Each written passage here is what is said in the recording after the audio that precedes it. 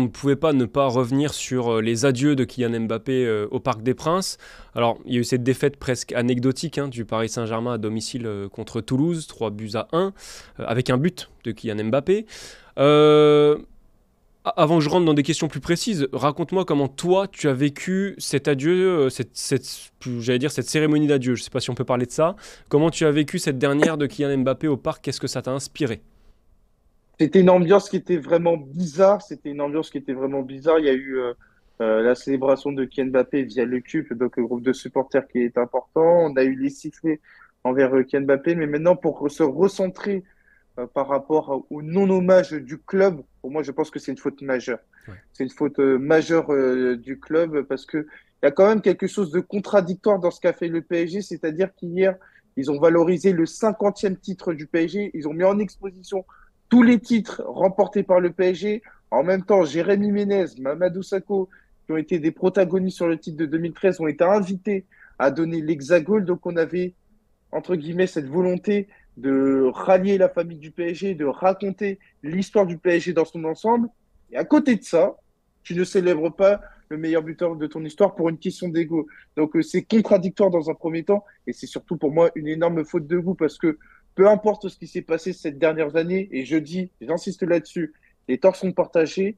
À un moment donné, il faut que la culture club, elle prédomine.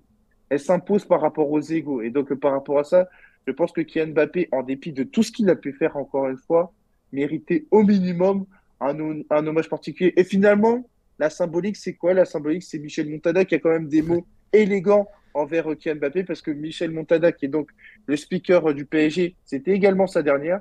Et je pense que Michel Montada incarne beaucoup plus cette notion de mémoire que par exemple un Nasser Al-Khelaifi. Donc pour moi, c'est une faute du club de ne pas avoir su rendre hommage au minimum à Kylian Mbappé. Il y en a qui diront oui, il ne le méritait pas par rapport à sa communication. Je pense que l'intelligence dans un grand club, et on le voit dans d'autres grands clubs européens, l'intelligence, c'est de mettre en avant les intérêts du club. Et l'intérêt du club, c'était quand même d'offrir une sortie décente au meilleur buteur de l'histoire du club. Bon, je pense que c'est suffisamment clair cet avis de ta part. Je rebondis juste sur Nasser, parce que tu parles beaucoup du président du Paris Saint-Germain, Nasser Al-Khelaifi. C'est avant tout ça le problème, c'est cette relation qui s'est distendue entre les deux et qui du coup pénalise l'ensemble du club et Kylian Mbappé en termes d'image et Nasser Al-Khelaifi lui-même par la même occasion. Oui, pour moi, c'est la source de tout parce qu'on est passé du tout au rien. On Ouais. est passé d'un Nasser Al-Khelaifi qui avait des mots bienveillants, paternalistes à l'égard de Kylian Mbappé à l'occasion de sa dernière prolongation de contrat. Il évoquait Kylian Mbappé comme le meilleur joueur au monde. Et là, c'est limite si on n'a pas la volonté d'oublier rapidement le passage de Kylian Mbappé, malgré tout ce qu'il a pu faire. Donc là, on est vraiment sur une relation d'ego.